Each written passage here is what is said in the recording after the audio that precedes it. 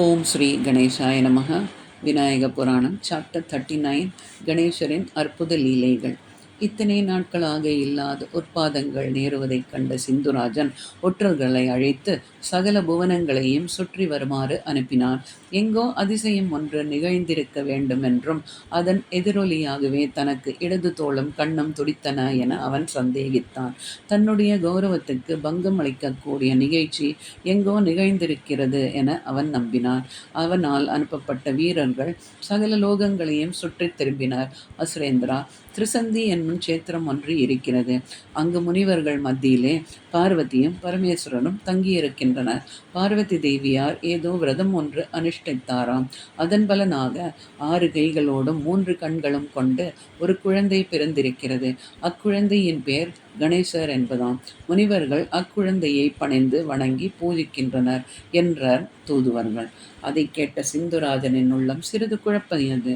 முன்னவர் வரம் அழைக்கும் போது பரமேஸ்வரன் கணேசரால் தான் தனக்கு அழிவு ஏற்படும் என்று கூறியது அவனுக்கு நினைவு வந்தது. திருசந்தி கஷேத்திரத்தில் வளர்ந்து வருவது அந்த குழந்தை தானோ? அதே சமயம் வானத்தில் அசரீரி ஒன்று கேட்டது. சிந்துராஜா, உன்னை அழிக்கப் போகும் குழந்தை திருசந்தி கஷேத்திரத்திலே வளர்ந்து வருகிறான். சிந்துராஜனின் கண்கள் கோவைப்பழம் போல சிவந்தன. என் அழிவுக்கு ஒருவன் பிறந்திருக்கிறானா? இப்போதே அவனை நசுக்கி விடுகிறேன் என்று உரைவாளை உருவிக்கொண்டு சீறியபடி எழுந்திருந்தான். அருகில் இருந்தவர்கள் அவனை ஆசுவாசப்படுத்தி கோபத்தை விடுமாறு நல்ல வார்த்தைகளை சொன்னார்கள். அசுரேந்திரா, பச்சிலம் குழந்தையிடம் தங்களுக்கு ஏன் இவ்வளவு சீற்றம்?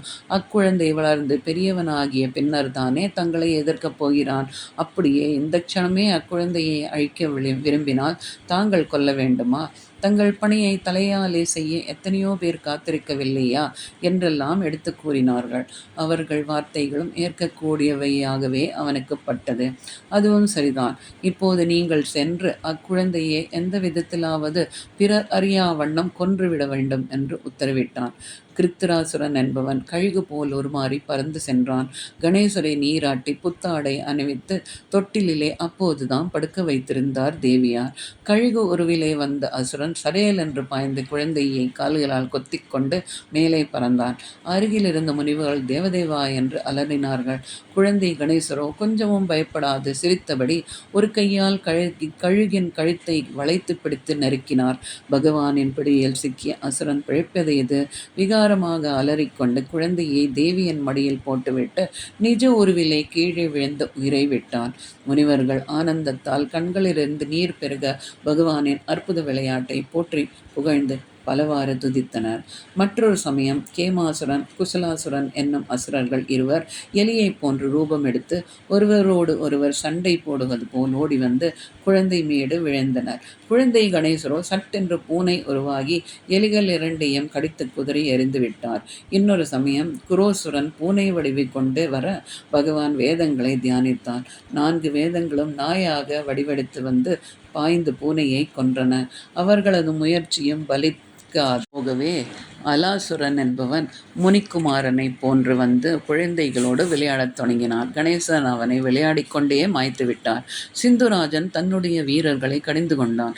குழந்தையை கல்வதாக சொல்லி சென்றவர்கள் தாங்களே திரும்பாது போய்விட்டார்கள். அதன் மீது அதிக வலியை வாய்ந்த அசுரர்கள் அனுப்பப்பட்டனர். அவர்களும் அழிவையே அடைந்தனர். வியோமாசுரன் ஆகாயம் அளாவும் மாமரமாக உருவெடுத்து நின்றான். அதில் பழுத்து குலுங்கிய கனிகளை உண்டு முனிக்குமாரர்கள் பலர் உயிரிழந்தனர்.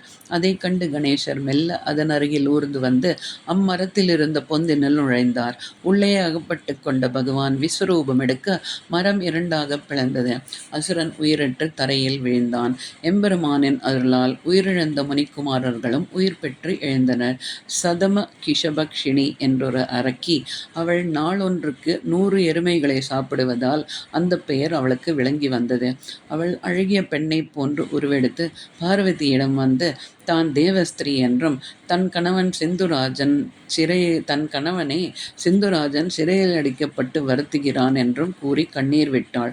அதை நம்பிய தேவியும் அவளை அணைத்து ஆறுதல் வார்த்தைகள் சொல்லி தன்னோடு இருக்குமாறு சொன்னாள். ஒரு நாள் தேவி நித்திரையில் இருக்கும்போது அப்பாதகி குழந்தையை தூக்கி கொண்டு ஆகாயத்தில் கிளம்பினாள். குழந்தையோ அவள் காதை பிடித்து இழுக்கவே அவள் குழந்தையை விட்டு விட்டு பிணமாகி விழுந்தாள். கடாசுரன் என்பவன் ஆமையாக மாறி அங்கு வந்தான். பகவான் அதனை அறிந்து தமது காலால் ஆமையின் முதுகை அழுத்த அவன் மூச்சு முட்டி இறந்தான். கர்ப்பாசுரன் குதிரையாக வந்தான். விளையாட்டின் நிமித்தம் முனிப்பத்தினிகள் குழந்தையை குதிரையின் முதுகில் வைக்க அந்த கணமே அவன் வாயு வேகத்தில் பறந்தான்.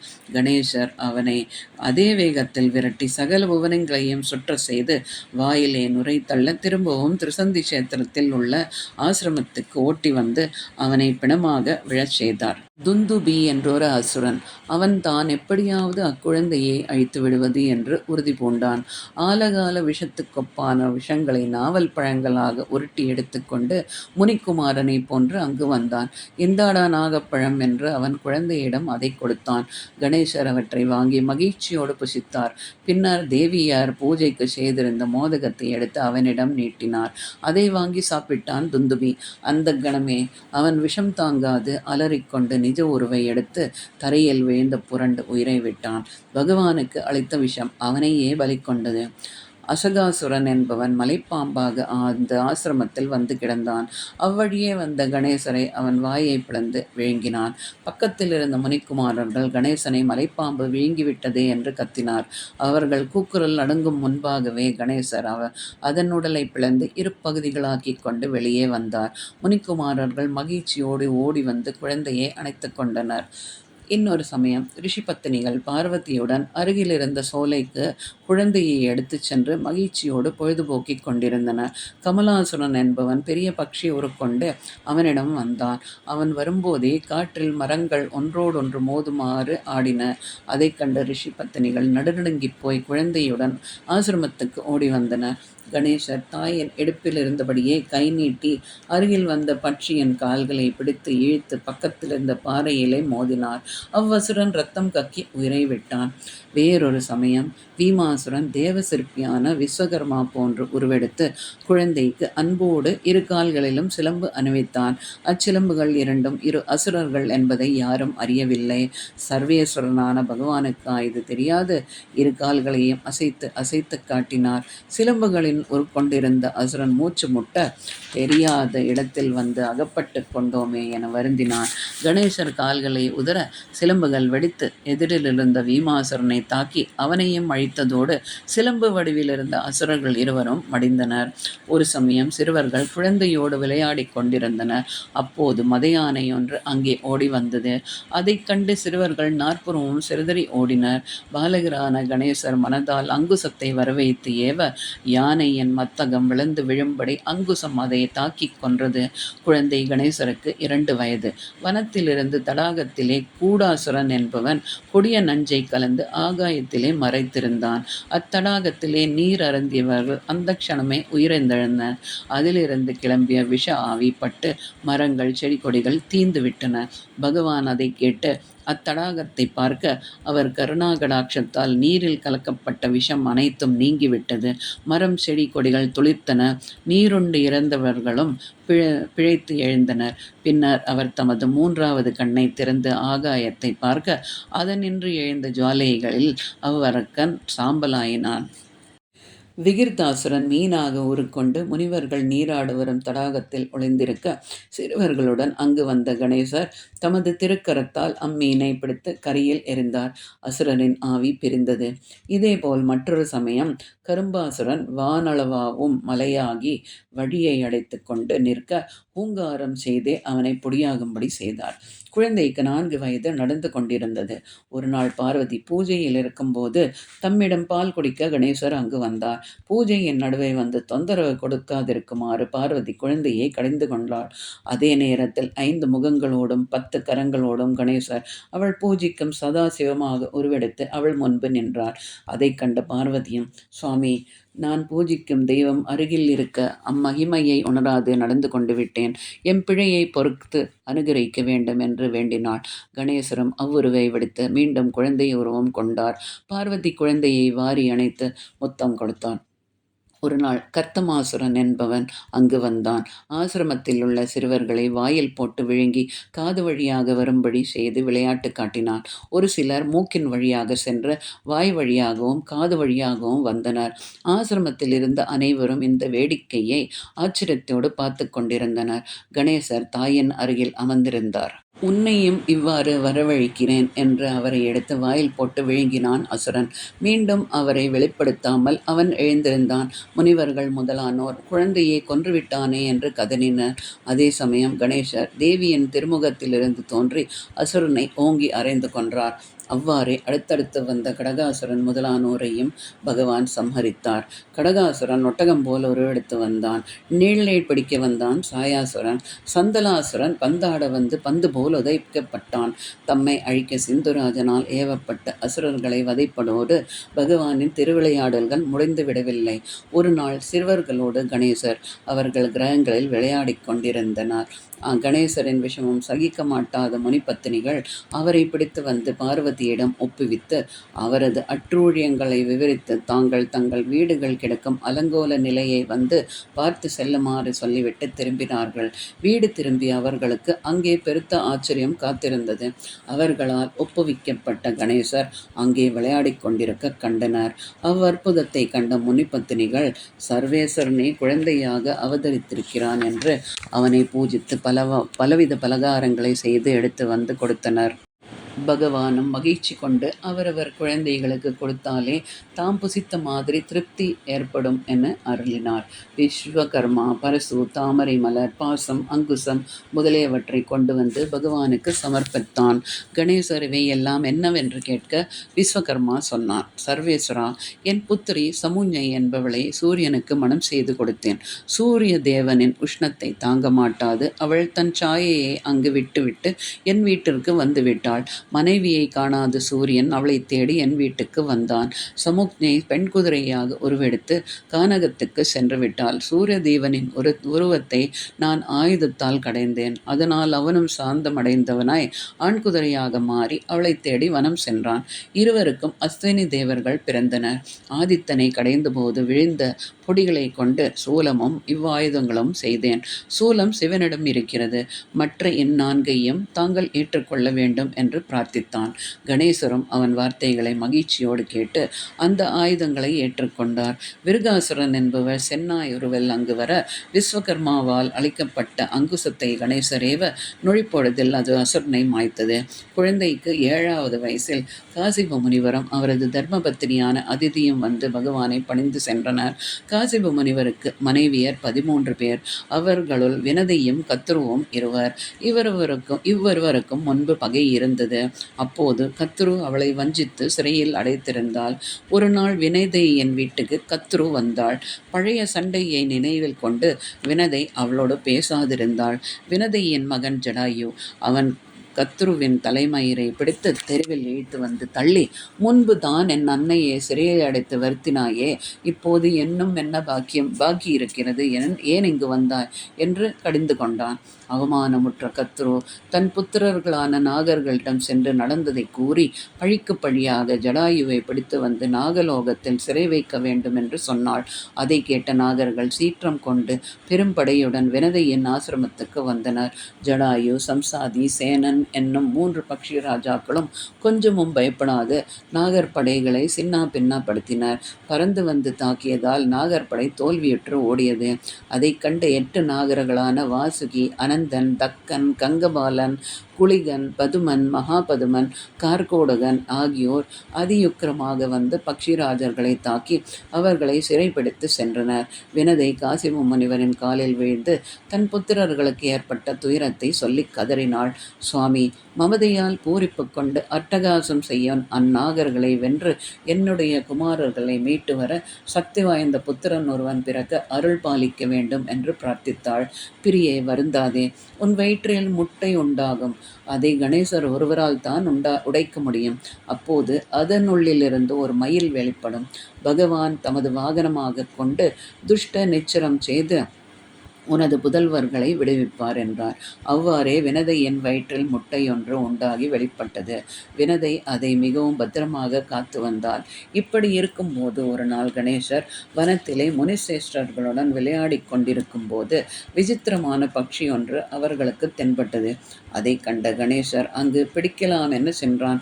பக்ஷி உருவில் அங்கு வந்திருந்த கிருஷ்ணாசுரன் பகவானை எப்படியாவது அங்கிருந்து தனித்து அழைத்து சென்று அவரை கொன்றுவிட வேண்டும் என்று நினைத்தவனாய் அவர் கையில் பிடிபட்டு விடுவான் போல மெல்ல மெல்ல நடந்து சென்றான்.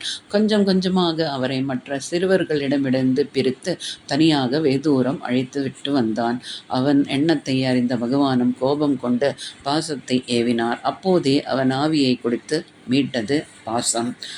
பட்சி உருவில் வந்த அசுரனை பாலகன் ஒருவன் அழித்த செய்தியை கேட்ட வினதே அக்குழந்தையே கணேசர் என்பதை எண்ணி ஓடோடி வந்து தான் பாதுகாத்து வந்த முட்டையை அவர் முன்பு வைத்தாள். கணேசர் 10 விரல் நகர்த்தினால் அதன் மேல் ஓட்டை கீற உள்ளிருந்து அழகிய மயில் ஒன்று வெளிப்பட்டது. பகவான் அதன் மீது ஆரோகணித்து, அம்மா, உனக்கு என்ன வரம் வேண்டும் என்று கேட்டார். சர்வேஸ்வரா, நாகர்களால் சிறைப்படுத்தப்பட்டிருக்கும் என் குமாரர்கள் 3 விடுவிக்க வேண்டும்.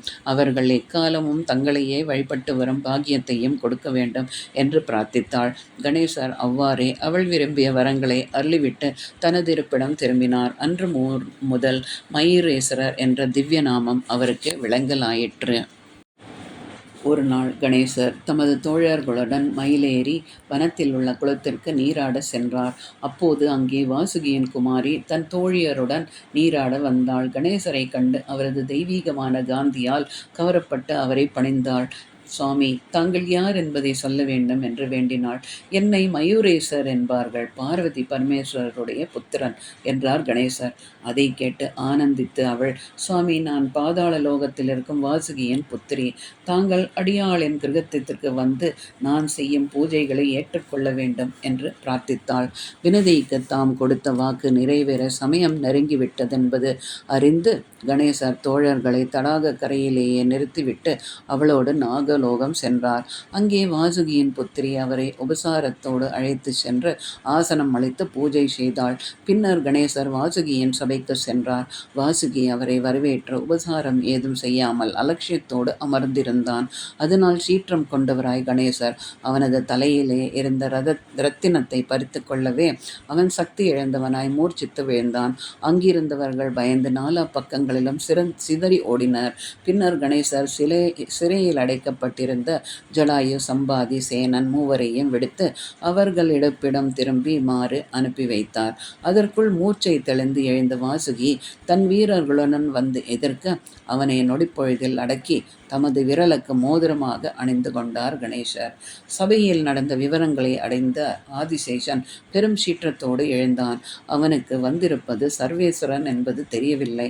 நாகர் படையுடன் வந்து பகவானை எதிர்த்தான். கணேசர் மனத்தால் மயூரத்தை நினைக்க அந்த கணமே மயில் அங்கு தோன்றியது. அதை கண்ட மாத்திரத்திலேயே நாகங்கள் சிதறி ஓடின. நாகர்படையை விரட்டி ஆதிசேஷனை பிடித்து வா என்று கணேசர் ஆக்ஞாபிக்க மயூரம் தனது இறக்கைகளை அடித்துக்கொண்டு கிளப்பியது. அதன் காற்று படவே நாகர்கள் மூச்சு முட்டி திணறினர். அவர்களால் எதிர்க்க முடியாது போகவே படை சிதறுண்டது. மயூரம் ஆதிசேஷனை பிடித்து இழுத்து வந்து கணேசர் முன்பு நிறுத்தியது. பகவான் அவனது ஆணவத்தை அடக்க அவனை தமது அரைஞானாக தரித்து கொண்டார். கணேசர் நாகலோகம் சென்றிருக்கையில் சிந்துராஜனால் அனுப்பப்பட்ட கோராசுரன் என்பவன் வனத்திலிருந்த முனிபுத்திரர்களை கொக்கு உருவம் எடுத்து விழுங்கினான். நாகலோகத்திலிருந்து வெளிப்பட்ட கணேசர் நடந்ததை அறிந்து கோபமடைந்து தமது ஆயுதத்தினால் அவனை அழித்து அவனால் விழுங்கப்பட்ட சிறுவர்களை உயிர் பெற்று எழுமாறு செய்தார். காட்டு பன்றியாகவும் காட்டெருமையாகவும் வந்து அசுரர்களை எல்லாம் நொடிப்பொழுதில் வதைத்த கணேசரை கார்கியர், சராசரர் முதலிய முனிசிரேஷ்டர்கள் வந்து பணிந்து பூஜித்து கிருதார்த்தர்களாக்கி சென்றார்கள். இன்னொரு சமயம் ஊர்த்தன் என்னும் அரசரன் புலியாக வந்து வனத்தில் இருந்தவர்களை அடித்து கொன்று துவம்சம் செய்தான். கணேசர் அவனை அழிக்க தமது பாசத்தை விட அது புலியாக இருந்த அசுரனை அழித்ததோடு யமனையும் இழுத்து வந்து அவர் எதிரில் நிறுத்தியது. யமன் நடுநடுங்கி அவரை பணிந்து, சுவாமி, அடியேன் என்ன தவறு செய்தேனோ? தங்கள் பாசம் என்னையும் இழுத்து வந்து விட்டது. என்னை மன்னித்து அருள வேண்டும் என்று வேண்டினான். தர்மராஜா, ஆசிரமத்தை சேர்ந்தவர்களின் உயிரை பறித்து சென்றதால் பாசம் உன்னையும் இழுத்து வந்து விட்டது என்றார் கணேசர். சுவாமி, அடியேன் எனக்களிக்கப்பட்ட தொழிலை செய்து வருகிறேனே அன்றி யாதொரு அபசாரமும் செய்யத்தாக தெரியவில்லை. எப்பேற்பட்டவர்களும் அவர்கள் தங்களுக்கு வெடிக்கப்பட்ட காலம் முடிந்ததும் அவர்களது உயிரை பிடித்து வர தாங்கள் தானே என்னை ஆக்ஞாபித்துள்ளீர்கள். அப்படியே நான் பிழை ஏதும் செய்தேனானால் என்னை மன்னிக்க வேண்டும் என்று பிரார்த்தித்தான் தர்மராஜன். தர்மராஜா, என்னை அண்டிய பக்தர்களிடம் நீ நெருங்கக்கூடாது. இன்று முதல் இதை நினைவில் வைத்து கொள்ள வேண்டும். அசுரனால் கொல்லப்பட்டவர்களை மீண்டும் பூவுலகில் கொண்டு வந்து விடு என்றார் கணேசர். பிழைத்தது புனர்ஜன்மம் என்று ஓடினான் தர்மராஜன். புலியால் வதைக்கப்பட்டு மாண்டவர்கள் மீண்டும் உயிர் பெற்று எழுந்து வந்தார்கள். இவ்வாறு இருந்து வரும்போது கணேசரை கொல்ல வந்த ஊர்தகேசன் என்னும் அசுரன் பூர்வ ஜன்மத்தின் செய்திருந்த நற்காரியங்களின் பயனாக அவரால் வதைக்கப்படாது மூக்கும் காதும் மறுபட்டு தப்பி ஓடி சிந்துராஜனை அடைந்தான். அசுரராஜனின் கால்களில் வீழ்ந்து தனக்கேற்பட்ட துன்பத்தை எடுத்து சொல்லி கண்ணீர் விட்டான் அவன். அப்போது சபையில் இருந்தவர்கள் பலவிதமான உபாயங்களை கொண்டும் கணேசரை கொல்ல முடியவில்லையே, அவரை கொல்ல அனுப்பியவர் ஒவ்வொருவரும் திரும்பவில்லையே, அவர் ஒரு மாயாவியாக இருக்க வேண்டும் என்று பலவாறாக கூறினார். ஏற்கனவே நொந்து போயிருந்த அசுரன் உள்ளத்தை அந்த வார்த்தைகள் மேலும் புண்படுத்தின. இத்தனை நாட்கள் அக்குழந்தையை விட்டு வைத்ததே தவறு. அன்றைய தினமே நான் நேரில் சென்று அவனை அழைத்திருக்க வேண்டும். இனியும் தாமதிக்க கூடாது. படைகளை புறப்படுவதற்கு ஆயத்தம் செய்யுங்கள் என்று உத்தரவிட்டான் சிந்து. அப்போது அருகிலிருந்த அமைச்சன், அசுரேந்தா, தாங்கள் கூறியது முற்றிலும் உண்மையே. இக்குழந்தை இவ்வளவு பெரிய மாயாவியாக இருக்கும் என்று நாங்கள் நினைக்கவில்லை. இருந்த போதிலும் எதுவும் நேர்ந்து விடவில்லை. கனலாசுரன் இருப்பதை மறந்துவிட்டீர்களே. அவன் பராக்கிரமம் எங்களில் யாருக்கும் கிடையாது. யுத்த களத்தில் மரணம் கிடையாது என்று வரம் பெற்றவன் அல்லவோ அவன். படைகளை நடத்தி கொண்டு அவன் செல்லட்டும் என்றான். சிந்துராஜன் சீற்றம் தணிந்தவனாய் கனலாசுரனை அழைத்து அவனை மார்புறத் தழுவி உற்சாகமான வார்த்தைகளை கூறி போருக்கு புறப்படுமாறு சொன்னான். அசுர வீரர்கள் ஆர்ப்பணித்து எழுந்து யுத்தத்துக்கு புறப்பட்டனர். அசுர வீரர்கள் நாற்புறமும் வந்து சூழ்ந்து கொண்டதை கண்ட ஆசிரமவாசிகள் நிலை குலைந்து போனினர். அனைவரும் ஒருமுகமாக பரமேஸ்வரனை துதிக்க, அவரும் அசுரர்களை கணேசர் விரைவில் ஒழிப்பார் என்று அருளினார். தம் கையிலிருந்த சூலாயுதத்தை கணேசருக்கு கொடுத்து யுத்தத்துக்கு அனுப்பினார் மகேஸ்வரன். பகவானும் மயில் மீதேறி சதுரங்க சேனைகளையும் நினைத்த மாத்திரத்திலேயே தோற்றுவித்து அங்குசம், பரிசு, பாசம் முதலிய ஆயுதங்களுடன் யுத்தத்துக்கு புறப்பட்டார். இரு தரத்து படைகளும் பயங்கரமாக போரிட்டன. அசுர வீரர்கள் மாயையால் பலவித உருவங்களை கொண்டு கணேசரின் படைகளினோடு புகுந்து குழப்பத்தை உண்டாக்கினார். கனலாசுரன் நாகாஸ்திரத்தை பிரயோகித்து யுத்தகளம் முழுவதும் பிணங்களை மலைகளாக குவித்தான். கணேசர் கருடாசுரத்தை பிரயோகிக்க அது நாகாசுரத்தை அழித்து யுத்த களத்திலே நிலவிய குழப்பத்தை நீக்கியது. மயூரத்தில் ஆரோகணித்திருந்த எம்பெருமான் தமது பாணங்களால் அசுர வீரர்களை சின்னா பின்னப்படுத்தி கனலாசுரனையும் வில்லை எழுந்து நிற்குமாறு செய்தார். கடுங்கோபமுற்ற அசுரன் கையிலிருந்து வாளை ஏந்தி வந்து அவரை எதிர்க்க அவனது கரங்களில் ஒன்றை அறுத்து தள்ளினார் கணேசர். அவன் உடலிலிருந்து தரையில் வீழ்ந்து இரத்தம் துளிகளிலிருந்து ஏராளமான அசுரர்கள் உண்டானார்கள். பகவான் தனது மூன்றாவது கண்ணை திறந்து பார்க்க அவர்களோ அதன் ஜுவாலைகளில் ஆவியானார்கள். அவரை வெற்றி காண முடியாத அசுரன் கடைசியாக ருத்ராஸ்திரத்தை எடுத்துவிட்டான். யுத்தகளம் முழுவதும் கிடுகிடுத்து வைத்து எதிர்ப்போரை அழித்து வரும் அஸ்திரத்தை கணேசர் தமது இரு கரங்களையும் நீட்டி வாங்கி தமது அம்பரா தோணியில் வைத்து கொண்டார். எம்பெருமானின் மகிமையை ஒப்போதும் உணராத அவன் தண்டத்தை ஓங்கியவனாய் ஓடிவர கணேசர் தமது சூலாயுதத்தை விடுத்து அவனை சம்மரித்து வருமாறு அனுப்பினார். அஸ்திரமும் அசுரனின் ஆவியை கொடுத்து திரும்பியது. கனலாசுரன் வதத்தை கேட்ட சிந்து கதிகலங்கி போய்விட்டான். அவனையே அழித்துவிட்ட அச்சிறுவனின் பராக்கிரமம்தான் என்னே என வியந்தான். தமது ஆக்ஞைக்கு உட்பட்டு நடத்தி வரும் சூரியன், சந்திரன், வருணன், அக்னி, வாயு ஆகியோரே திருசந்தி சேத்திரத்துக்கு செல்லக்கூடாது என்று கட்டளையிட்டான்.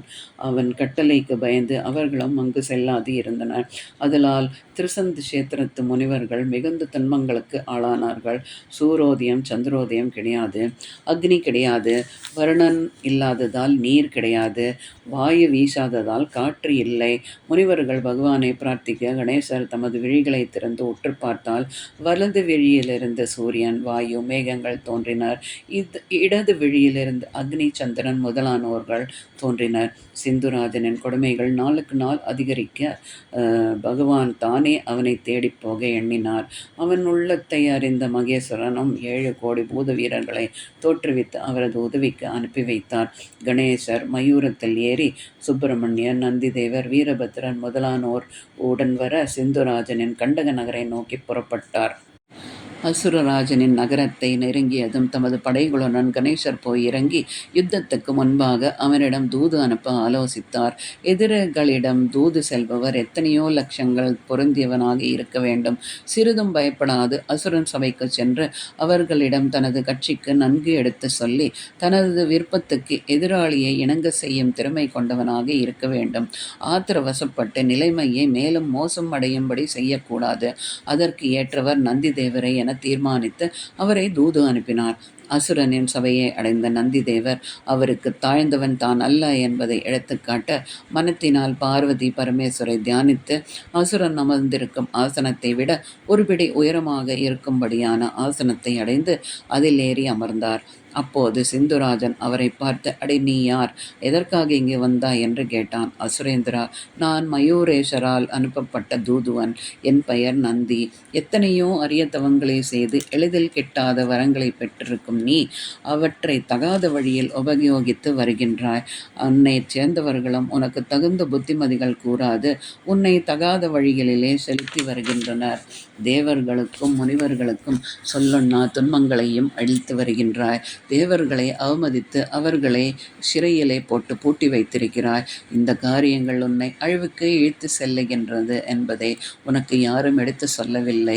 உன்னை சம்ஹரிக்கவே சர்வேஸ்வரனான விநாயக பெருமான் கணேசராக தோன்றியுள்ளார். இப்போதாவது உன் பிடிவாத குணத்தை விட்டு தேவர்களை சிறையிலிருந்து விடுதலை செய்துவிடு. கணேசரின் பாதங்களை வணங்கி நீ செய்த கொடுமைகளுக்கு மன்னிக்குமாறு பிரார்த்தித்தாயானால் உனக்கு அழிவு கிடையாது. இல்லையேல் யுத்த களத்திலே உன்னை சம்ஹரிக்க எங்கள் ஐயன் தயாராக இருக்கிறார். உன்னால் அனுப்பப்பட்ட மாயாவிகள் எத்தனையோ பேர் அவரால் அழிவுண்டனர். நீ மலை போல் நம்பிய கமலாசுரனும் அழிந்து விட்டான். நீயும் அழியப் போகிறாயா என்ன என்று கேட்டார்.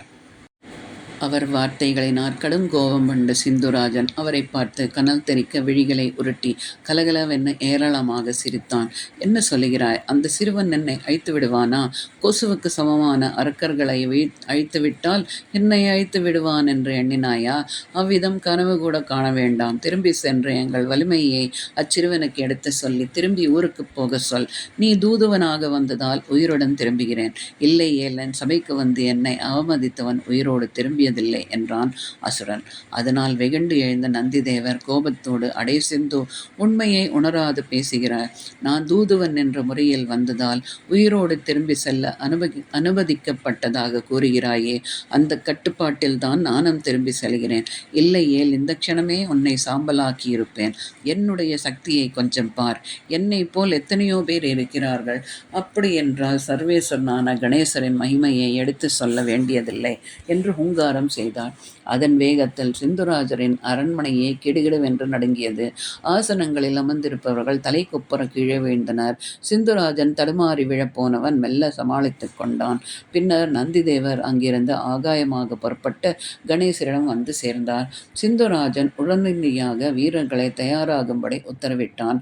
உலகில் பல பகுதிகளிலிருந்தும் அசுர வீரர்கள் வந்து குவிந்தனர். படை வீரர்களை அணிவகுத்து அஸ்திரங்களை கை கொடுத்து அமைச்சர் மற்றும் தளபதிகள் தம் தம் வீரர்களுடன் பின்தொடர சிந்துராஜன் ரதத்திலேறி யுத்தத்துக்கு புறப்பட்டான். சுப்பிரமணியன் சிந்துராஜன் அமைச்சனாகிய பித்தினனை தமது படைகளுடனே எதிர்த்தார். மற்றொரு அமைச்சனான கௌதமனை வீரபத்திரன் எதிர்த்தார். நந்திதேவர் வீரசேனனை மடக்கினான். இவ்வாறு அவரவர் தமது சக்திக்கேற்ப எதிரிகளை எதிர்த்து போராடினர். மித்திரன் மாயையால் பலவித அஸ்திரங்களை கை கொண்டு சுப்பிரமணியரின் வீரர்களை சின்னா பின்னப்படுத்தினான். நவ வீரர்களையும் அலைக்கழித்து அளவற்ற பானங்களை சொரிந்து அவர்களது தேரை ஒடித்தும் வில்லை அரித்தும் குதிரைகளை அழித்தும் அட்டகாசம் செய்தான். அவர்களும் பதிலுக்கு எண்ணற்ற பானங்களை விஷம் போல் சொரிந்து அவனுடைய இரதசாரதியை கொன்றனர். அவனது வில்லினை உடைத்து எறிந்தனர். மாயையில் வல்லவனாக அவன் இமைப்பொழுதில் வேறொரு ரதத்தை கை கொண்டு ஏறி போரிட்டான். அவனது ஆற்றலை கண்ட வீரபாகுதேவன் தமது வில்லினை உடைத்து நானேற்றி 9 பானங்களால் மித்திரனை அடித்தான். பானத்தால் தாக்கொண்ட மித்திரன் சிறிது நேரம் மயங்கியவனாய் கிடந்து பின்னர் மயக்கம் தெளிந்து எழுந்தான். அப்போது அவன் உக்கிரம் பன்மடங்காகியது. முன்னிலும் ஆவேசம் அதிகம் கொண்டவனாக வீரபாகுதேவனை பானங்களால் கதிகலங்குமாறு அடித்தான். இனியும் அவனை விளையாட அனுமதிக்க கூடாது என்று சுப்பிரமணியர் தானே போரிட வந்து சேர்ந்தார். அவரை கண்ட மித்திரன் வீரபாகுதேவரை விட்டு தமது ரதத்தை அவர் பக்கம் திருப்பினார். கோடை இடி போன்று நாற்றி செய்யும் கிடுகிடுக்க அண்ட சராசரங்கள் நடுங்க வில்லை வளைத்து நானேற்றி பானங்களை வர்ஷித்தான். அவை அனைத்தும் நீரை கண்ட நெருப்பு போல எம்பெருமானின் பாதங்களிலே சென்று பணிந்து விழுந்தன. மாயையால் ஆகாயத்தில் எழும்பி அஸ்திரங்களை பிரயோகித்தான். அவையும் பயனற்று போயின. அதனால் வெகுண்டெழுந்த அவன் வாளை உருவிக்கொண்டு வந்தான். உடனே சுப்பிரமணியர் தமது வஜ்ராயுதத்தை ஏவ அது அந்த க்ஷணமே மித்திரனின் உயிரை குடித்தது. வீரபத்ரரை எதிர்த்த கௌத்துவனும் போரிலே அவரால் அடியுண்டு விழுந்து இறந்தான். நந்தி தேவர் வீரராசனின் கரங்களை துண்டித்து பானங்களை பிரயோகிக்க முடியாது செய்தார். அவன் மற்றொரு கரத்தில் வளலேந்தி அவரை எதிர்த்தான். அவனும் நொடிப்பொழுதிலே கொல்லப்பட்டான். இவ்வாறாக கணநாதரின் படைகள் அசுர வீரர்களை கொண்டு சின்னா பின்னப்படுத்தின. கைகால்கள் வெட்டுண்ட வீரர்கள் யுத்த களத்திலிருந்து சிதறி ஓடினர். அதை கண்ட சிந்துராஜன் வெறி கொண்டவனாய் எஞ்சிய வீரர்களை ஒன்றுபடுத்தி உற்சாகமாக வார்த்தைகளை சொல்லி அவர்களோடு யுத்த களத்திலே நுழைந்தான். மலை போன்று நம்பியிருந்த தளபதிகள் எல்லோரும் மடிந்துவிட்டனர். இருப்பினும் உறுதி தளராது அஸ்திரங்களால் ரணகளத்தையே பொடிப்பொடியாக்கி விடுவது போல் பூத வீரர்களை சிறகடித்து போரிட்டான். அவனை எதிர்த்த பூதகணங்களின் தலைவர்கள் அவனை வெல்ல முடியாது சளைத்து போயினர். அளவற்ற பானங்களை பிரயோகித்து அவன் ஏறியிருந்த ரதத்தை பொடிப்பொடியாக செய்து அவன் வில்லை உடைத்து சாரதியை கொன்றாலும் கண்ணிமைக்கும் நேரத்தில் மற்றொரு ரதத்தில் புதிய வில்லுடன் வந்து போரிட்டான் சிந்துராஜன். கணேசரும் அசுரனுடன் நேரிட யுத்தம் செய்ய வேண்டுமென்று தமது தேரை செலுத்தி கொண்டு வந்து அவன் முன்பு நிறுத்தினார். அவரை கண்ட சிந்துராஜன் கலகலவென்று நகைத்து, குழந்தையே, என்னோடு யுத்தம் செய்யும் நோக்கத்தோடு வந்திருக்கிறாயா? உன் எண்ணத்தை நினைக்கும் போது எனக்கு சிரிப்பு வருகிறது. இத்தனை நேரமாக நடைபெற்ற கோர யுத்தத்தை கண்ணுற்றுமா நீ பயந்து ஓடாமல் இருக்கிறாய்? உன்னை சேர்ந்தவர்கள் என் தளபதிகளையும் அமைச்சர்களையும் கொன்றுவிட்டார்கள் என்ற மகிழ்ச்சியில் என்னையும் ஜெயித்து விடலாம் என்று இருக்கிறாயா? இப்போது நடந்ததென்ன? உன்னை சேர்ந்தவர்கள் என்னோடு போரிட முடியாமல் களைத்து போய் பின்வாங்கி இருக்கின்றனர். பேசாமல் வந்த வழி திரும்பி போய்விடு. கணேசர் மெல்ல அவனை நோக்கி புன்னகை செய்த வண்ணம், ஏ சுந்தராஜன், பரமேஸ்வரனிடம் அளவற்ற வரங்களை பெற்றிருக்கிறோம் என்ற கர்வத்தில் நீ இவ்வாறு பேசுகிறாய். எப்போது நீ தேவர்களை அநியாயமாக சிறையில் அடைத்து கொடுமை செய்ய புகுந்தாயோ அந்த க்ஷணமே நீ பெற்ற வரங்கள் தம் வலிமைக்கு கொஞ்சம் கொஞ்சமாக இழந்து வருகின்றன. உன்னை சேர்ந்த மாபெரும் தளபதிகளும் படைத்தலைவர்களும் என்று பிணமாகி கிடக்கின்றனர். உன்னை அழிக்கும் பொருட்டே நாம் இவ்வுலகில் அவதரித்திருக்கிறோம் என்பதை உணர்ந்து உன் மமதையை விட்டு தேவர்களை சிறையிலிருந்து விடுவித்து என் பாதங்களில் விழுந்து பணிவாயானால் உன்னை மன்னித்து அனுகரிப்போம். இல்லையேல் அழிவு உன்னை தேடி நெருங்கும் என்றார். அசுரனின் கண்களிலிருந்து தீ ஜுவாலை பறந்தது. அடே பாலகா, நீயா எனக்கு அறிவுரை வழங்குகிறாய்? இப்போது பார் உன்னை என்ன செய்கிறேன் என்பதை என்று கர்ஜித்து கொண்டு வில்லை வளைத்து நொடிப்பொழுதில் பானங்களை வர்ஷித்தான். பகவானும் அவன் விடுத்த பானங்களை தனது அஸ்திரங்களால் தூள் தூளாக்கி அநேக பானங்களை விட்டு அவனை மூர்ச்சித்து விழுமாறு செய்தார். மூர்ச்சை தெளிந்து எழுந்த சிந்துராஜன் அவமானம் தாங்காது பகவானை கொல்ல வேண்டுமென்று சூர்யாஸ்திரத்தை விட்டான். கணேசர் சூலாயுதத்தை விட அது அசுரனால் ஏவப்பட்ட சூர்யாஸ்திரத்தை விழுங்கியதோடு அசுரரின் கிரீடத்தை கீழே தள்ளி அவன் காதுகளை அறுத்திருந்து திரும்பியது. எண்ணப்பட்ட அசுரன் யுத்த களத்திலே இருக்க விரும்பாது மறைந்து அரண்மனையில் வந்து பதுங்கினான். தலைவன் இல்லாத அசுரப்படை கனப்பொழுதில் சிதறி ஓடியது. யுத்தத்திலே அசுர வீரர்களால் கொல்லப்பட்ட வீரர்களை உயிர் பெற்று எழ செய்து கணேசர் அவர்களுடன் பாசறைக்கு திரும்பினார். யுத்தத்திலே தோல்வி கண்டு திரும்பிய நாதனை கண்டு சிந்துராஜனின் மனைவி, நாதா, ஏன் தாங்கள் திருமுகம் வாட்டமாக இருக்கிறது? தங்கள் பராக்கிரமம் என்ன? அதற்கு பங்கம் வந்துவிட்டதா என்று கேட்டாள். தேவி, என்னை அழிப்பதற்காக பார்வதி பரமேஸ்வரனிடத்தில் குமாரன் அவதரித்திருக்கிறான். அவனால் இன்று யுத்தத்திலே நான் அவமானத்துக்குள்ளாக்கப்பட்டு ஓடி வந்துள்ளேன். தேவர்களால் அழிவு கிடையாது என்ற வரம் பெற்ற எனக்கு நிகரில்லாது விளங்கி வந்த நான் இன்று தேவர்களும் ஏளனம் செய்யும்படி யுத்தத்திலே தோல்வி கண்டு திரும்பியுள்ளேன். இது என் முடிவு காலத்தை குறிக்கின்றதோ என்று சொல்லி பலவாறு துக்கித்தான். விடிந்ததும் அசுரனின் மைத்துனர்கள் இருவர் வந்து அவனை பலவாறு தேற்றி தைரியத்தை கைவிடாதிருக்குமாறும் தங்கள் சென்று வெற்றி வாகை சோடி வருவதாகவும் தெரிவித்தனர். அசுரனும் அவர்களை வாழ்த்தி யுத்தத்துக்கு அனுப்பினான். விகலன் கலன் என்று அவ்விருவரும் படைகளை தலைமை தாங்கி யுத்தத்துக்கு புறப்பட்டனர். யுத்தங்களத்திலே புகுந்து கணங்களை கதிகலங்கும்படி அடித்த அவ்விருவரையும் வீரபத்திரரும் சுப்பிரமணியரும் வதைத்தனர். அதன் பின்னர் அசுரனின் குமாரர்களான தன்மன் அதன்மன் என்பர் இருவரும் போருக்கு செல்ல அவர்களும் யுத்தத்திலே மடிந்தனர். குமாரர்களை பலி கொடுத்த சிந்துராஜன் பெரிதும் துக்கமுற்றவனாய் யுத்தத்துக்கு புறப்பட்டான். அன்றைய யுத்தத்திலும் அசுரராஜனுக்கு தோல்வி ஏற்பட்டது. சுப்பிரமணியரால் அவனது அஸ்திரங்கள் அனைத்தும் பயனற்று போகும்படி செய்யப்பட்டது. யுத்தம் நீடித்து செல்வதை விரும்பாத நாரதர் கணேசர் முன் தோன்றி பிரார்த்திக்க அவரும் மறுநாள் யுத்தத்தில் அவனை வதைப்பதாக அருளினார். விடிந்ததும் யுத்தத்துக்கு வருமாறு சிந்துராஜன் அழைக்க பிருங்கியை அனுப்பினார் கணேசர். பிருங்கி அசுரரின் அரண்மனையை அடைந்து கிடுகிடுவென்று கட்டடங்கள் அதிர அட்டகாசம் செய்து காவலர்களை மாய்த்து உள்ளே சென்றான். அங்கே சபா மண்டபத்தில் அமர்ந்திருக்கும் அசுரேந்திரன் முன்பு அவன் மனைவியை இழுத்து வந்து அவள் தலைமயிரை அறுத்திருந்தான். அதை கண்டு கோபம் கொண்ட சிந்துராஜன் அவனை தனது கையினால் பாணங்களை விடுத்து அடித்தான். பிருங்கி அவன் விடுத்த அஸ்திரங்களை எதிர்த்து தாக்கி அவனது கிரீடம் கீழே விழும்படி தனது காலால் உதைத்தான். அந்த உதையை தாங்காத சிந்துராஜன் மூர்ச்சித்து விழவே பிருங்கி தனது இருப்பிடம் திரும்பினான். மூர்ச்சை தெளிந்து எழுந்து சிந்துராஜன் தனக்கேற்பட்ட தோல்விகளை எண்ணி எண்ணி பலவாறு துக்கித்தான். தன்னை அழிக்க குமாரன் பிறந்திருக்கிறான் என்று கேட்டபோதே நேரில் சென்று அக்குழந்தையை மாய்த்திருக்க வேண்டும். இப்போது அவனது அருமை படைத்தலைவர்கள் மாண்டார்கள். புத்திரர்கள் இறந்தனர். யுத்தத்திலே இருமுறை தோல்வி கண்டது. இப்போது படை வீரன் ஒருவனால் அவனே தாக்குண்டு மூர்ச்சித்து விழுந்தான். இவை அனைத்தும் அவன் அழிவுக்காலத்துக்கே குறிப்பதாக உணர்ந்தான். அந்த நிலையிலும் அவன் பின்வாங்க விரும்பவில்லை.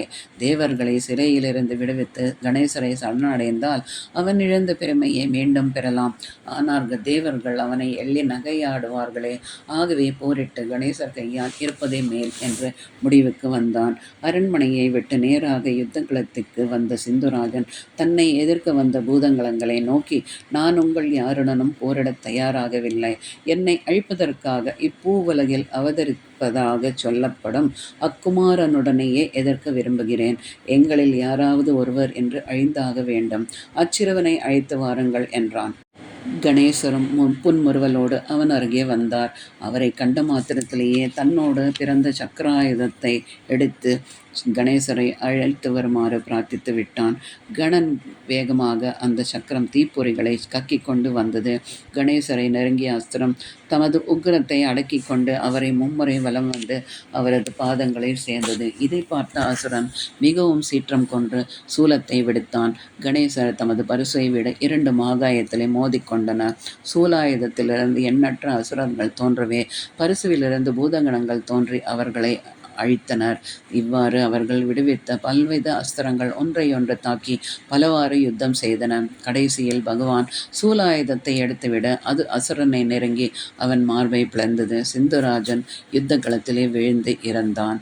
அசுரேந்திரன் மடிந்தான் என செய்தி கேட்டதும் எஞ்சியிருந்த அசுர தலைவர்கள் யுத்த களத்தை விட்டு ஓடினர். அவர்களை தொடர்ந்து அசுர வீரர்களும் போரிடுவதை நிறுத்திவிட்டு நாலா பக்கங்களிலும் சிதறி ஓடினர்.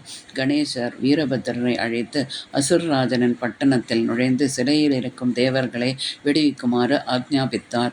சிந்துராஜன் இறந்த செய்தி கேட்டு அவன் தந்தை சக்கரபாணி யுத்த களத்துக்கு ஓடி வந்து அவன் உடலை எடுத்து மடிமீது கிடத்து துயரம் தீர அழுதான். பின்னர் அவனுக்கு செய்ய வேண்டிய கர்மங்களை செய்து முடித்து கணேசரை பணிந்தான். உனக்கு என்ன வேண்டும் கேள் என்றார் கணேசர். தேவதேவா, தங்களுடைய திருவடி தாமரைகளை தரிசிக்கும் பாக்கியம் கிடைத்த ஒன்றே போதாதா? என் குமாரன் தங்களை சத்ருவாக பாவித்து தங்களுக்கும் தங்கள் பக்தர்களுக்கும் எத்தனையோ துன்பங்களை கொடுத்திருக்கிறான். அவற்றை தாங்கள் பொருட்படுத்தாது எனது அரண்மனைக்கு எழுந்தருளி என்னால் செய்யப்படும் பூஜையை ஏற்க வேண்டும் என்று பிரார்த்தித்தான். பகவானும் அதற்கிணங்க அவனோடு அரண்மனை திரும்பினார்.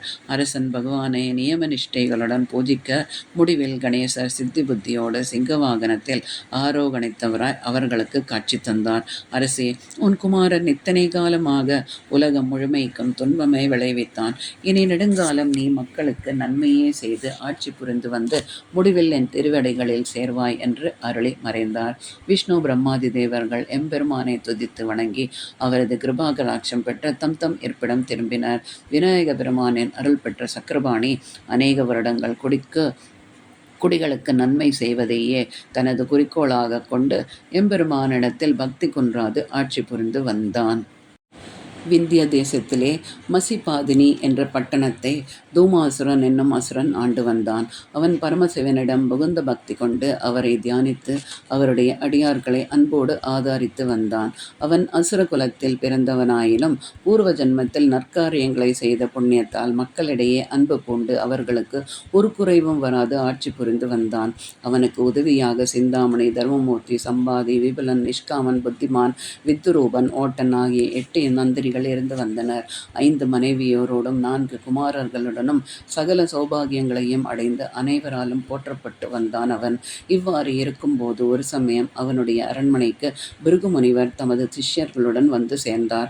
அவரை பணிவோடு வரவேற்று பலவாறு உபசரித்து கௌரவித்தான் அசுரன். பின்னர் அவரை பார்த்து, சுவாமி, அடியேனுக்கு ஒரு சந்தேகம் வெகு நாட்களாக இருந்து வருகிறது. எனக்கு சகல சௌபாகியங்களும் குறைவில்லாது இருந்து வருகின்றன. எல்லோரும் என்னை போற்றி புகழ்கின்றனர். எல்லாம் அந்த பரமசிவரன் கருணா கடாட்சம்தான். ஆயினும் பலராரும் தாழ்வாக குறிப்பிடப்படும் இந்த அசுரகுலத்தில் நான் ஏன் வந்து பிறந்தேன்? திரிகால ஞானியான தாங்கள் நான் முன்பிறவியில் செய்த தீவினை உணர்ந்து எனக்கு எடுத்து சொல்ல வேண்டும் என்று வேண்ட அவரும் அவனது பூர்வ ஜன்ம விருந்தாத்தங்களை சொன்னார். பூர்வ ஜன்மத்தில் விகுதி என்ற அரசனாக பிறந்திருந்த தூமராஜன் மகேஸ்வரனிடம் இடையறாத பக்தி கொண்டவனாய் அவரை ஆராதித்து அவரால் சகல பாக்கியங்களையும் பெற்று எண் திசையும் பரவ புகழ் பரவ ஆண்டு வந்தான். சகல பாக்கியங்களிலும் மேலானதான இந்திர பதவியை அடையும் எண்ணம் கொண்டு 100 அஸ்வமேத யாகங்களை செய்யத் தொடங்கினான்.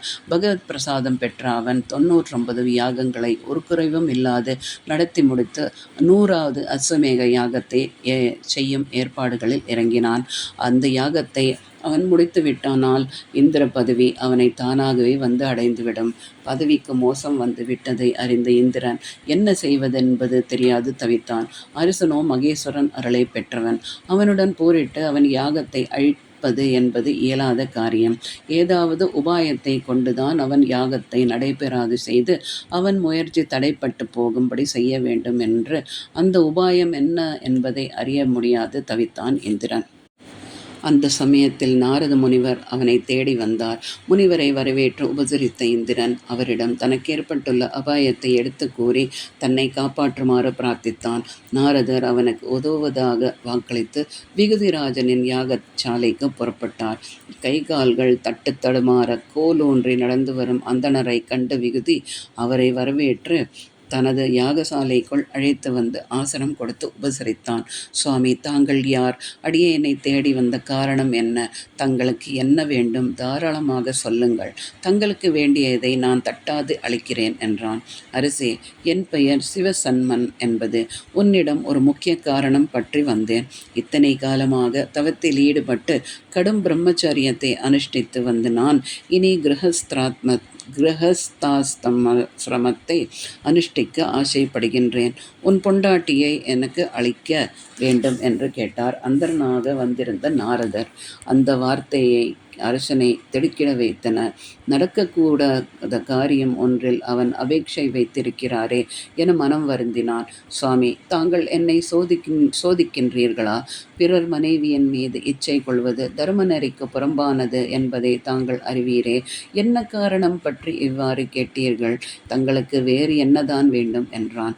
அரசே, என்னை வரவேற்று உபசரித்த நீ நான் கேட்கும் முன்பாகவே வேண்டியதை தருவதாக வாக்கு கொடுத்ததை மறந்துவிட்டாயா என்றார் நாரதர். சுவாமி, தங்கள் கோரிக்கை என்னை பெரும் சங்கடத்துக்குள்ளாக்கிவிட்டது. என் மனைவியின் மீது ஆசை கொண்டு தாங்கள் அவளை யாசிக்கின்றீர்கள். பிறர் மனைவி மீது இச்சை கொண்டு தாங்கள் யாசிப்பது தங்கள் புனித தன்மையை குறைத்து விடுகின்றது.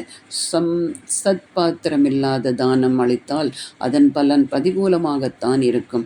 அதே சமயம் கொடுக்கத்தகாத பொருள்களை தானம் கொடுக்கக்கூடாதென்று நியதியும் இருக்கிறது. ஒருவனுக்கு சொந்தமாகி அவனால் அனுபவிக்கப்பட்டவளை பிறருக்கு தானம் கொடுப்பதென்பது பெரும் பாவத்துக்கு ஒப்பாகும்.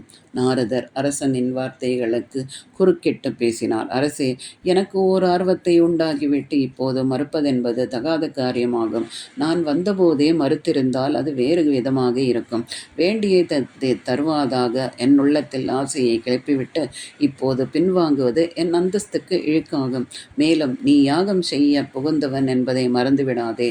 யாகசாலைக்கு யாசிக்க வந்தவர்கள் வெறும் கையுடன் ஏமாற்றத்தோடு திரும்புவதால் யாகம் பூர்த்தியானதாக ஆகாது என்றார். அவர் வார்த்தைகள் அவன் செவிகளில் நாராசமாக புகுந்து அவனை வதைக்க, சுவாமி, தங்களை இறைஞ்சு கேட்டுக்கொள்கிறேன். தாங்கள் என் பத்தினியை யாசித்தீர்கள். அரசனுக்கு அவனது நாட்டையும் ஒரு பத்தினியாகத்தான் வேதங்கள் குறிப்பிடுகிறது. ஆகவே இந்த ராஜ்யம் முழுமையும் உமக்கு தப்தம் செய்து விடுகிறேன். அது மட்டுமல்ல, என் நாட்டில் திருமணமாகாத கன்னியர் அனைவரையும் வரவேற்கிறேன். தங்களுக்கு பிடித்தமான பெண்ணை அழைத்து செல்லுங்கள் என்று வேண்டினார். நாரதன் அவன் வார்த்தைகளுக்கு இணங்கவில்லை. அவர் அதற்காகவா வந்திருக்கிறார்? அவன் யாகம் பூர்த்தியாகாது போக செய்யும் எண்ணத்தில் தானே வந்திருக்கிறார். உடனே கோபம் கொண்டு எழுந்து, அரசே, உன்னை பற்றி பலவாறாக புகழ் கேட்டிருந்தேன். அவை அனைத்தும் வெறும் புகழ்ச்சி அன்றி உண்மையில்லை என்பதை இன்றுதான் உணர்ந்தேன். உன்னிடம் வந்த காரியம் நிறைவேறாத திரும்புகிறேன் என்றார். விகுதி அவரை தடுத்து நிறுத்தி, சுவாமி, என்னை வற்புறுத்தாதீர்கள். தங்கள் புனிதத்தன்மையை கெடுக்கக்கூடியதும் கொடுக்கத்தகாதுமான பொருளை நான் ஒருபோதும் கொடுக்க சம்மதிக்க மாட்டேன். தாங்கள் இன்று எனது அரண்மனையில் தங்கி உணவருந்தி நாளை செல்லலாம் என்றார். நாரத முனிவர் மிகுந்த கோபமுற்றவராகி, அடைய விகுதி, என்னை யார் என்று உணராது நீ பேசிவிட்டாய். பிரம்மசாரியத்தை கடைப்பிடித்து பின்னர் கிரகஸ்தாசிரமத்தில் ஈடுபட்டு வானப்பிரஸ்தாசிரமம் செல்ல விரும்பி என் எண்ணம் ஈடேற செய்யாமல் தடுத்து என் வாழ்வை பயனற்று போகும்படி செய்துவிட்டாய். ஆகவே நீ அசுரனாக பிறக்க கடவாய் என்று சபித்து யாகசாலையை அழைத்து சென்றார். விகுதி அடைந்த வருத்தம் சொல்ல முடியாது. ஆயினும் அந்தணராக வந்தவர் நாரதர் என்பதை அறிந்து தேவேந்திரனை காப்பாற்றத்தான் செய்யும் யாகத்தை அழிக்கவே உபாயத்தை மேற்கொண்டுள்ளார் என்பதை எண்ணி மனதை தேற்றியவனாய் அரண்மனை திரும்பினான். பின்னர் பலகாலம் வாழ்ந்திருந்து அடுத்த ஜென்மத்தில் தூமராஜனாக வந்து பிறந்தான். தூமராஜனின் முற்பிறவியை விவரித்த பிருகுமுனிவர், அசுரேந்திரா, நாரதர் சாபத்தின் விளைவால் நீ அசுரகுலத்தில் பிறக்க நேர்ந்தது. எனினும் பூர்வ ஜென்மத்தில் நீ 99 அஸ்வமேத யாகங்களை செய்திருந்தாலும் பரமேஸ்வரனிடம் பக்தி கொண்டு அவரை பூஜித்து வந்ததாலும் பிறவியிலும் நீ அந்த பாக்கியத்தை அடைந்திருக்கிறாய் என்று சொல்லி அவனிடம் விடை பெற்று சென்றார். இங்கு இவ்வாறிருக்க மகிபாதினி என்னும் பட்டணத்தை மாதவன் என்னும் அரசன் ஆண்டு வந்தான். அவன் மனைவி கற்பில் சிறந்தவள் என புகழப்படும் சுமுதை ஆவாள். எத்தனையோ தான தர்மங்களை செய்யும் அவர்களுக்கு புத்திர பேறு மட்டும் கிட்டாதிருந்தது. அதனால் மனம் வெறுப்புற்ற அரசன் தன்னை மனைவியே குறை கூறினார். அவள் மலடியாயிருப்பதால் தான் தான தர்மங்கள் செய்தும் அவை பலனற்று போகின்றன என நொந்து கொண்டான். கணவனே தன்னை வெறுக்கின்றானே என துயரம் தாழாதவளாய் அவள் நாட்டை விட்டு காட்டுக்கு புறப்பட்டாள்.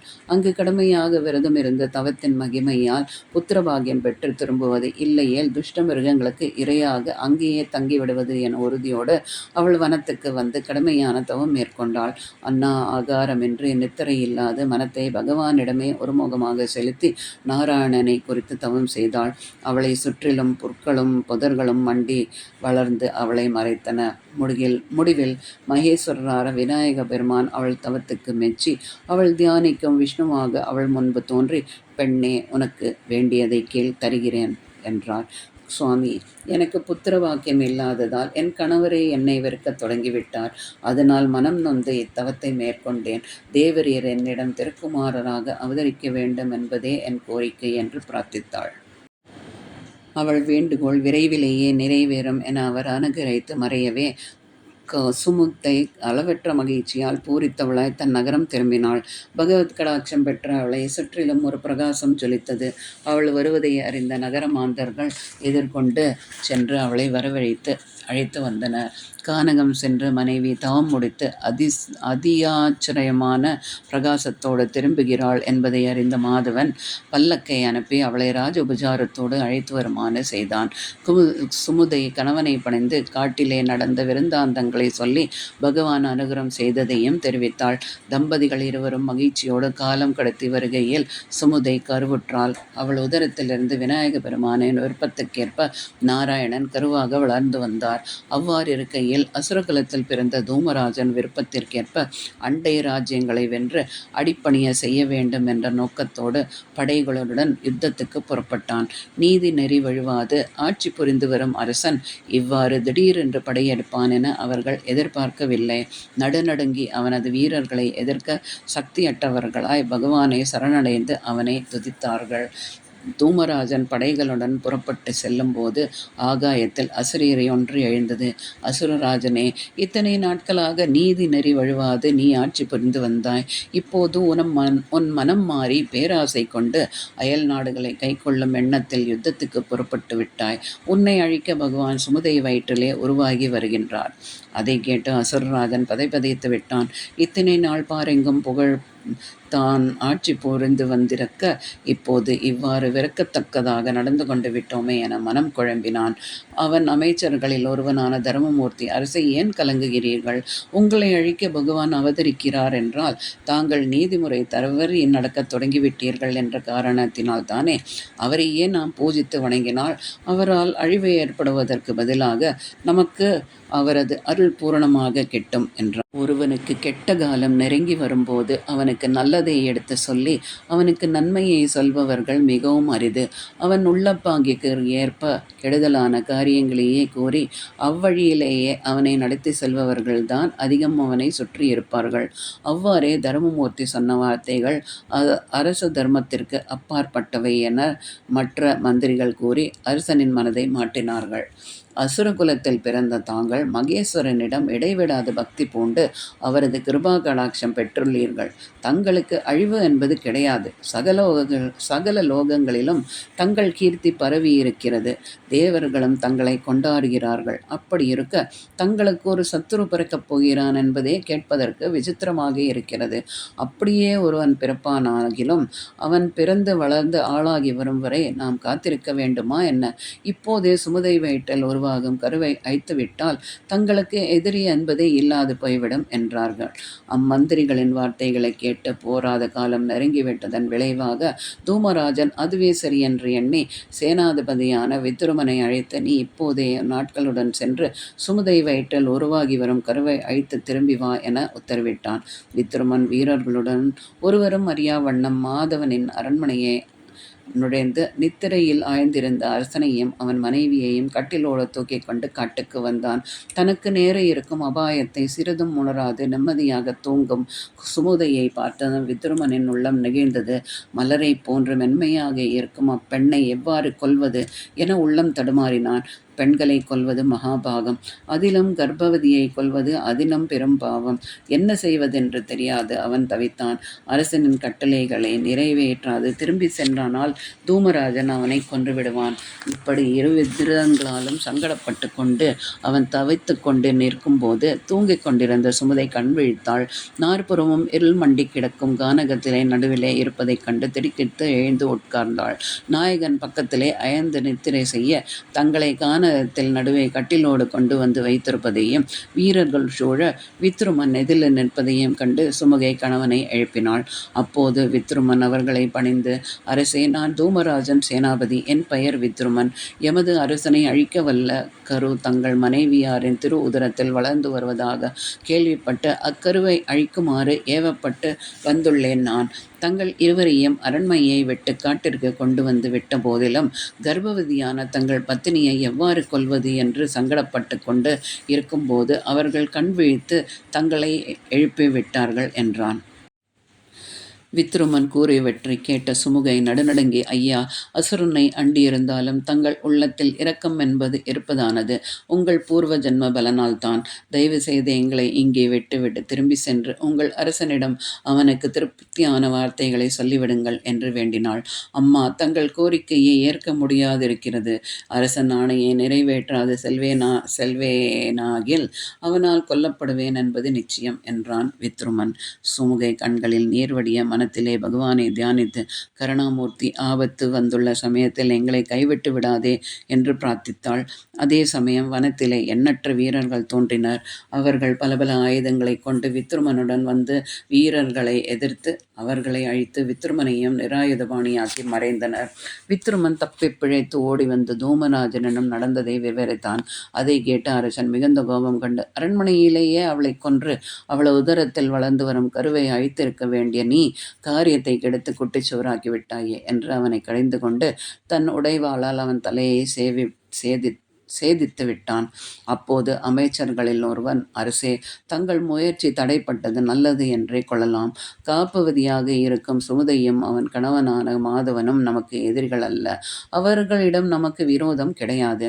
அவளிடம் பிறக்கப் போகும் குழந்தைதான் தங்களுக்கு எதிரியாகப் போகிறான். அப்படி இருக்க அவர்களை கொல்வதால் நாம் உலகத்தாரின் ஏச்சுக்கு இலக்காக நேரிடும். நாம் இன்னும் சிறிது காலம் பொறுத்திருப்போம். குழந்தை பிறந்த பிறகு அதை கொல்லுவதற்கு முயற்சி எடுப்போம் என்றான். அரசனும் ஒருவாறு மனம் தேறினான். காட்டிலே தனித்து விடப்பட்ட அரசியும் அரசனும் அசுரனுக்கு பயந்து ஊர் திரும்பாது அங்கு கிடக்கும் கனிக்கிழங்குகளை ஆகாரமாக புசித்து கொண்டு திரிந்து வரும்போது சுமுதைக்கும் பிரசவிக்கும் காலம் நெருங்கியது. அதை அறிந்த விநாயகர் 4 கரங்களிலும் ஆயுதங்களை ஏந்தியவராய் திருநேத்திரங்களோடு அழகிய குழந்தையாக வடிவம் கொண்டு அவர்கள் முன் தோன்றினார். அதை கண்ணுற்ற இருவரும் மகிழ்ச்சி கொண்டவர்களாய் குழந்தையை அருகில் அழைத்து அவரை அணைத்து, அருமை செல்வனே, நீ யார் என்றார் கேட்டார். அம்மா, என்னை பாலச்சந்திரன் என பக்தர்கள் துதித்து போற்றுவார்கள். தங்கள் பக்திக்கு மெச்சிய நான் முன்னர் தங்கள் முன்பு விஷ்ணுவாக தோன்றி தங்கள் விருப்பத்தை நிறைவேற்றுவதற்காக வாக்கு அளித்தோம். அதன் பிரகாரம் விஷ்ணு தங்கள் உதரத்தில் கருவாக வளர்ந்து வருகிறார். தூமராஜனின் சேனாதிபதியால் காட்டுக்கு கொண்டு வரப்பட்ட சமயத்தில் அவனால் ஆபத்து ஏற்படவிருந்த போது என்னுடைய வீரர்கள் தோன்றி அவர்களை மாய்த்து தங்களையும் அரசனையும் காப்பாற்றினார்கள். இப்போதும் தாங்கள் கருவில் உருவாகியிருக்கும் குழந்தை பிறந்ததும் அதை அழிக்க தூமராஜன் ஆயத்தமாகிக் கொண்டிருக்கிறான். அவனிடமிருந்து தங்களை காப்பாற்றவே இவ்வுருவில் வந்திருக்கிறேன் என்றார் விநாயகர். சுமுகை ஆனந்தம் கொண்டவளாய் குழந்தை உருவிலிருந்த விநாயகரின் பாதங்களை தொட்டு கண்களில் ஒற்றிக்கொண்டு, சுவாமி, தங்களை அண்டிய எங்களுக்கு ஒரு குறையும் வராது என்று பரவசமெய்தினாள். தூமராஜனால் அனுப்பப்பட்ட ஒற்றர்கள் சுமுதைக்கு குழந்தை பிறக்கப் போவதை ஆவலுடன் எதிர்பார்த்து அவர்கள் அழியாமல் அவர்களை சுற்றி தொடர்ந்து வந்தனர். அரசிக்கு ஆகாத போதே ஒரு குழந்தை அவள் மடியில் இருப்பதைக் கண்டு அவர்கள் ஆச்சரியமடைந்து தூமராஜனிடம் ஓடி வந்த விஷயத்தை அறிவித்தார்கள். அரசே, பிரசவ காலம் நெருங்கிவிட்டது. இன்னும் 2 நாட்களில் அரசிக்கு குழந்தை பிறந்து விடும். ஆனால் இன்று அரசியின் மடியில் அதிசய குழந்தை ஒன்று இருக்க கண்டோம். மனித பிறவியைப் போலில்லாமல் 4 கைகளுடனும் 3 கண்களுடனும் தோற்றமளிக்கும் குழந்தை அதிக பராக்கிரமம் கொண்டவனாய் தோன்றுகிறான் என்றார். அவர்களிடமிருந்து விவரத்தை கேட்ட தூமராஜன் சீற்றம் கொண்டு சேனை தலைவர்களை அழைத்து உடனே யுத்தத்துக்கு தயாராகும்படி உத்தரவிட்டான். பராக்கிரமசாலியான தன்னை அழிக்கும் ஒருவன் பிறந்திருக்கிறான் என்றால் அவன் சாதாரணமானவனாக இருக்க முடியாதென்பதை உணர்ந்து சதுரங்க சேனைகளுடன் யுத்தத்துக்கே புறப்பட்டான் தூமராஜன். அசுர சேனைகள் விரைவிலேயே காட்டை அடைந்து அதை 4புறமும் சூழ்ந்து கொண்டன. தூமராஜன் பிரம்மாண்டமான தனது வில்லை நானேற்றி அளவற்ற பானங்களை பிரயோகித்தான். தாயின் மடியில் அமர்ந்து பால் குடித்து கொண்டிருந்தார் பாலச்சந்திரர். அசுரனின் பானங்கள் சீறி வருவதைக் கண்டதும் சரையல் என்று எழுந்திருந்தார். அந்த க்ஷணமே அப்பானங்கள் எம்பெருமானை கருத்த மேகம் போன்று கவிழ்ந்து மறைந்து கொண்டன. குழந்தையை பானங்கள் கவித்து கொண்டதை பார்த்து சுமுகை குலை நடுங்கி கதறிவிட்டாள். அருகிலிருந்த மாதவனும் நடுங்கிவிட்டான். அம்மா, பயப்படாதே, எனக்கு ஒரு ஆபத்தும் கிடையாது என்று திருவாய் மலர்ந்தருளினார் கணேசர். அவரது வாயிலிருந்து புகை மண்டலங்கள் எழுந்தன. அடுத்தடுத்து எழுந்த அவை மெல்ல பரவி அசுரனையும் அவனோடு வந்திருந்த வீரர்களையும் கவித்து கொண்டது. எங்கும் ஒரே இருள் கவிழ்ந்தது. சிறிது நேரத்துக்கெல்லாம் அந்த புகை முழுவதும் மறைந்தது. அங்கே கண்ட காட்சி சுமுதை மாதவன் இருவரையும் திகைக்க வைத்தது. அசுரராஜனான தூமராஜனும் அவனுடன் வந்திருந்த வீரர்கள் அனைவரும் காணப்படவில்லை. அவர்கள் பஸ்வமாகி அழிந்து போய்விட்டனர். வானிலே தேவர்கள் தோன்றி புஷ்பமாரி பெய்தனர். மலை போன்ற சேனைகளுடன் வந்த அசுரனையும் அவனது வீரர்களையும் தூமத்தால் அழித்த பகவானே, தூமகேது என முனிவர்கள் போற்றிக் கொண்டாடினர். பின்னர் விநாயகர் தமது பெற்றோர்களான சுமுதை மாதவன் இருவரையும் பட்டணம் திரும்பி நீண்ட காலம் பெயரும் புகழுடன் அரசாட்சி செய்து பின்னர் தமது திருவடிகளை வந்து அடையுமாறு அனுகிரகித்தார். குறித்த காலத்தில் சுமுதை நாராயணனை பசுவிக்க விஷ்ணுவும் அவர்கள் குமாரராக வளர்ந்து அவர்களுக்கு நற்கதியை அளித்து அவர்களுக்கு பின் அந்த நாட்டை வெகு காலம் ஆட்சி புரிந்து பின்னர் தமது லோகம் திரும்பினார்.